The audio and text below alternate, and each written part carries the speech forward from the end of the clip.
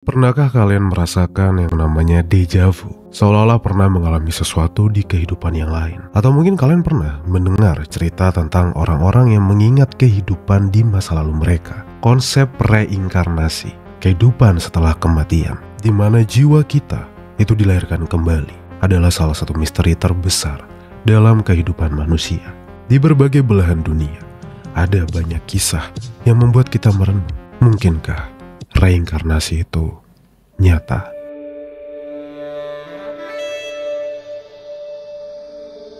Assalamualaikum warahmatullahi wabarakatuh. Selamat malam, selamat datang di podcast Bagi Horor. Tentunya masih bareng aku Arga di sini, di mana hari ini kita akan mengungkap sebuah misteri tentang kejadian-kejadian mengenai reinkarnasi yang sulit diterima akal logika di dunia ini. Konsep déjà vu adalah menurutku yang paling dekat dengan reinkarnasi, di mana kita pernah berada atau melakukan sesuatu yang seakan-akan kita merasa pernah di tempat itu atau pernah melakukan itu sebelumnya. Padahal belum pernah sama sekali, belum pernah berada di lokasi tersebut, belum pernah melakukan hal itu.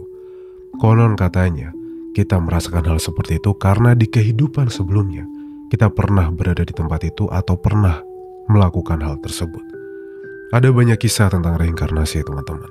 Kita akan bahas dan kupas satu persatu tentang misteri reinkarnasi yang pernah terjadi di dunia ini.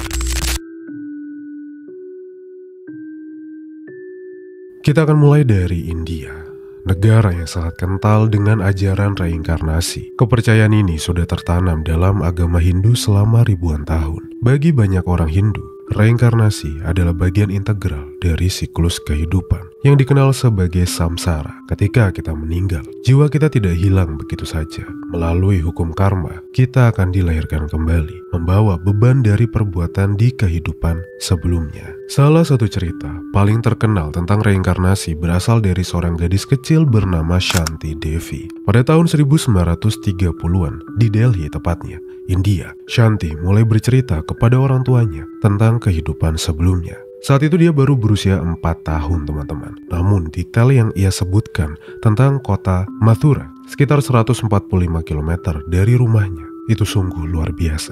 Saat ini menyebutkan bahwa namanya di kehidupan sebelumnya adalah Lukdi Devi, seorang wanita yang katanya meninggal ketika melahirkan. Dia mendeskripsikan rumahnya dengan sangat detail. Bahkan dia tuh mengenali nama dari suaminya, Kedar Nath. Awalnya keluarganya menganggap ini hanya imajinasi seorang anak kecil, masih berusia 4 tahun sobat. Tapi saat Shanti terus memberikan informasi yang lebih spesifik, seorang guru sekolah tertarik untuk menyelidiki lebih jauh. Ketika berita tentang Shanti tersebar, kasus ini menarik perhatian Mahatma Gandhi. Gandhi kemudian mengirim tim peneliti untuk mengkonfirmasi klaim dari Shanti. Mereka pun menghubungi Kedarnath yang benar-benar terkejut saat mengetahui bahwa seorang anak kecil di Delhi bisa mengetahui banyak detail tentang kehidupan istrinya yang telah meninggal. Bahkan ketika Shanti bertemu dengan Kedar, dia bisa mengenalinya langsung dan memberikan detail intim yang hanya diketahui oleh istrinya, yaitu Lukdi Devi. Kasus Shanti Devi sampai hari ini masih menjadi salah satu contoh paling mendalam tentang kemungkinan adanya reinkarnasi. Walaupun ada banyak skeptis yang meragukan daripada klaim ini, banyak peneliti yang sepakat bahwa sulit untuk menjelaskan bagaimana seorang anak kecil dapat memiliki informasi yang seakurat itu. Namun, ini baru permulaan dari kisah-kisah yang akan aku ceritakan nanti tentang reinkarnasi. Dari India, kita pindah ke Amerika Serikat, di mana ada sebuah cerita yang juga sangat mencengangkan. Ini adalah kisah tentang James Leininger, seorang anak laki-laki yang lahir di tahun 1998 di Louisiana. Sejak usia 2 tahun, James mulai mengalami mimpi buruk yang sangat intens katanya. Dia teriak-teriak tuh waktu tidur. Dia menggambarkan pesawat yang terbakar dan jatuh ke laut. Orang tuanya mulai khawatir nih di sini nih, terutama ketika James ini mulai berbicara tentang teman-teman ya dalam tanda kutip dan juga misinya. Seolah-olah dia ini adalah seorang pilot perang. Nah, yang membuat kisah James semakin aneh adalah ketika dia menyebut kapal USS Natoma Bay, sebuah kapal induk yang bertugas di Pasifik selama Perang Dunia Kedua. James, yang pada saat itu baru berusia 2 tahun, bahkan menyebut nama seorang pilot bernama Jack Larson. Dan ingat betul bagaimana dia terjatuh di pesawatnya. Orang tuanya yang awalnya ya seperti kita-kita inilah ya, skeptis lah, memutuskan untuk menyelidiki lebih lanjut. Setelah melakukan pencarian, setelah selidiki, mereka menemukan bahwa USS Natoma Bay itu memang ada beneran, teman-teman. Dan yang lebih mencengangkan lagi, seorang pilot bernama James Houston benar-benar tewas dalam perang tersebut setelah pesawatnya tertembak jatuh. Bahkan nih, banyak detail tentang lokasi dan cara kematiannya itu cocok dengan deskripsi James yang sangat spesifik. Hingga hari ini, para ahli paranormal dan psikolog terus mempelajari kasus James sebagai bukti potensial dari kejadian reinkarnasi. Ya, cukup aneh memang kasusnya. Bayangkan seorang anak kecil baru berusia berapa tahun menceritakan tentang Perang Dunia Kedua yang harusnya anak usia segitu belum tahu lah ya masalah-masalah seperti itu. Nah, sebelum kita lanjut ke cerita di Skotlandia, teman-teman, buat kalian yang belum follow podcast ini di platform manapun yang sedang kalian dengarkan sekarang, ataupun kalian sedang menonton ini di YouTube, jangan lupa di follow, di subscribe, di like juga videonya, jangan lupa ketik komentar kalian. Sekarang kita lanjut. Kita terbang ke Skotlandia nih, teman-teman, di mana kisah tentang Cameron Macaulay telah membuat para peneliti reinkarnasi itu bingung. Cameron yang baru berusia 5 tahun itu mulai menceritakan kepada keluarganya tentang kehidupan sebelumnya di sebuah pulau bernama Bara, Pulau Bara. Dia terus bercerita tentang rumah lamanya yang berwarna putih di dekat pantai dan keluarga yang dia miliki di kehidupan sebelumnya. Awalnya, keluarga nggak terlalu peduli lah sama cerita ini. Sampai Cameron menjadi semakin obsesif dengan ingatan-ingatan itu. Dia terus meminta orang tuanya untuk membawanya ke Pulau Bara. Akhirnya, keluarga mengabulkanlah permintaan si Cameron ini dan terbang ke pulau itu. Yang mengejutkan lagi adalah ketika mereka sampai di Pulau Bara, Cameron itu langsung mengenali rumah yang dia sebutkan. Meskipun dia belum pernah ke sana, belum tahu ada apa di sana, belum tahu gambaran tentang pulau itu, tapi dia langsung bisa mengenali rumahnya. Dan dia bisa menyebutkan dengan detail setiap hal-hal yang ada di sana, seperti tata letak rumah, nama-nama anggota keluarganya, dan ternyata konon kabarnya semua itu benar. Apa yang ada di sana itu benar seperti yang disebutkan oleh Cameron. Sampai hari ini nih, cerita Cameron Macaulay menjadi salah satu contoh yang menurut peneliti paling mencolok tentang bagaimana ingatan masa lalu itu bisa muncul di usia paling muda. Apakah ini bisa terbilang kalau bukti-bukti reinkarnasi itu ada gitu ya?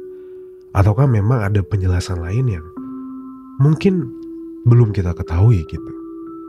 Nah, selanjutnya nih, dari mana tadi? Kita terbang ke Timur Tengah, tepatnya di Suriah.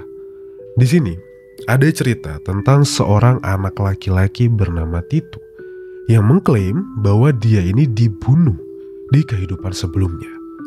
Yang membuat cerita ini semakin aneh adalah Titu itu lahir dengan tanda lahir di dahinya.